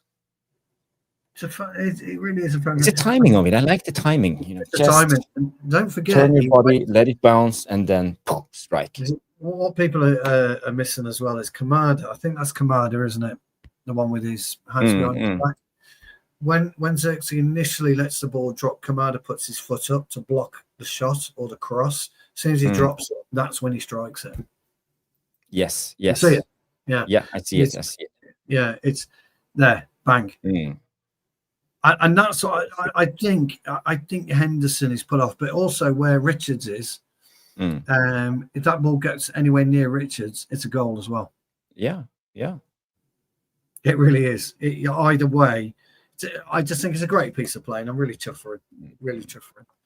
If Henderson can keep doing, if Zirkzee can keep doing this, wait for his chance and then be clinical. I think this is what we need from a striker. If he can keep on doing this, I will start believing in Zirkzee again. But at the moment, he needs to prove me wrong. He needs to be better, and he needs to show more moments like this. He needs to do that again Thursday night. Yeah. And Monday night. But we can clearly see there's a baller inside of Zirkzee. He knows how to play ball. He does. Yeah. He does. Yeah. But again, he just needs to show it more often. And playing the number 9 for Man United in this system is not the easiest job. It's very, very hard. You are on your own almost all the time. And you could see him struggle against Lacroix all the time, and Richardson and Nguehi, and he couldn't quite get the time on the ball needed, and I think his hold-up play needs to improve also. It's improved, but yeah. Good goal, good finish. Yeah. But maybe we are seeing now Zirkzee coming into match form. This was his second game, and he gradually improves. So maybe we will play at least the next 3 games now. I suspect at least. I think he'll play Thursday, guaranteed. Yeah. So next 3 to 4 games he will probably start, and I think that's good for his career. He needs more game time. Yes, so now we are back left with the last goal, the free kick. We can look at it from this angle. I think it shows better what really happened. The little dink from Bruno. So here we go. Henderson was setting up the wall, and he's clearly not in balance when the free kick is taken. So again, dreadful from Henderson. What is the goalkeeper doing? It's not in place. There's 2 things there. There's a gap in the wall where Wharton is. And Zirkzee's holding Wharton, so he's holding the gap. But the ref must have given the go-ahead before Henderson, as you quite rightly said, set himself. By which time it's too late. It's a good finish. Really, really good finish. But yeah, I mean, Mateta's. I don't know what Mateta's doing. He's facing Nketiah for some reason. They're just completely as a wall. That is the world's worst wall. Yeah, you're ever going to see. Terrible, absolutely terrible. So if we slow it down a little bit, here you see the little Bruno dink. I mean, there's no way, right? It's a great finish, but there's no way Mount acted and simulated that. Bruno just caught him off guard, which by which case caught everyone else off guard. Because if Mount wasn't expecting it, I can guarantee Henderson wasn't, nor was the wall. Yeah. You watch Mount, it's like he's been startled by a ghost. Watch him. See what I mean? He looks so surprised, and then he starts running. He's startled by a ghost, and that's the key element to it, really, in many ways. But you can't choreograph that. Yeah. So, but where did it go? Did it go between Wharton and? Is it? Yeah, it goes. Zirkzee holds him off and creates that space. Yeah, I thought he did. Yeah. Oh, and they jumped as well. Who jumped? Look at Nketiah's jumped. Fucking hell. No wonder. I mean, Henderson hasn't got a fucking hope. No. Oh my God. I didn't notice that at the time. The thing about that was it was a good strike. Wasn't struck with any real venom, but it was a good strike. I'm sure they'd worked on that, to be fair, but that was a complete comedy of errors from us and Palace. But fair play to Mount, he recovered well. Yeah. Someone asked about the XG on that goal, and it's a 0.02 Mason Mount goal. Yeah, I'm sure it would be. Yeah. So if you look at this, it's a 0.02 XG on that goal, set piece, and the Zirkzee goal is a 0.03 XG. I'm surprised Zirkzee even got a 3, to be honest. But if you look at the Casemiro chance in the beginning, that's a 0.5 or 0.49. Yeah, I can see that. Trev says that Bruno passed goals, assist records. 2 more assists today. Now it's 56, 1 more than goals. Yeah, he actually got 2 more assists today, but again, it counts. It does count. Yeah, the Zirkzee goal counts as an assist. Although I think Zirkzee made it himself, but it does count as an assist because he went from Bruno to Zirkzee, and then the goal. Yeah. Well, again, he's a free kick taker, so yeah. Absolutely. Look, I think obviously we'll talk a bit more about it tomorrow. But I'm really looking forward to Thursday now because, by the way, guys, Thursday is our anniversary. Is it our anniversary Thursday or is it the following Thursday? The 11th of December is our anniversary, 1 year. So the following Thursday is the 1 year of the Tactical Devils. We will do a little bit celebration. I was thinking maybe we can do try to do a little giveaway or something because we have had so many of you brilliant guys following us from the get-go. We'll do a call-in show that day. Do a call-in show that day. Come in and just talk to us. We won't plan anything unless we win.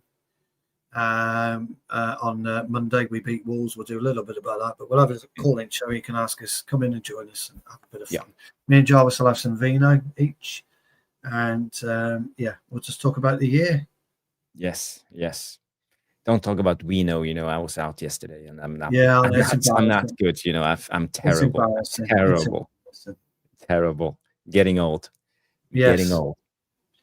Congratulations. He didn't know you were married. Well, we keep it quiet, Trev. We keep it quiet. Okay. Guys, it's been a brilliant show. 1 hour, 51 minutes breaking down this game. Thank you for staying on for that time and coming in with all your great comments. Thank you, Stu. As always, coming in and doing your analysis of the game. I think we had a good show, and we will be back tomorrow night, 9 p.m. as usual on Mondays, and have a panel. Mark will be on, and hopefully Noradin will join us or someone else, but Helge maybe, or there will be a panel and a proper debate. So that's the weekly panel show of Tactical Devil. So I just want to thank everybody for tuning in. Retro77, Trevor, Wade, Johnny Commode with his brilliant comments. Who else do we have here? Let me just scroll up. We have Dave147, Collagen 832. Collagen 832. Yes, great.